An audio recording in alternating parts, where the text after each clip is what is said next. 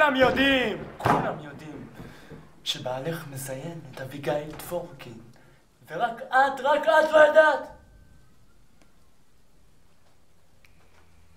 זה שבר אותי. ניסיתי להתכחש לזה.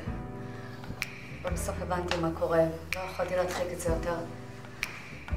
פעם אחת חזרתי הביתה וראיתי הכל. במו עיניי ראיתי את הגבר שלי, שאני שלו כבר 10 שנים. זה אין מישהי אחרת כמו שמעולם הוא לא זיין אותי. ופה רצחת אותה.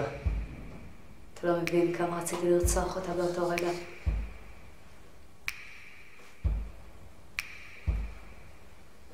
אבל לא רצחתי אותה. אני לא רוצחת. אני מבינה שאין לך עוד מה להוסיף.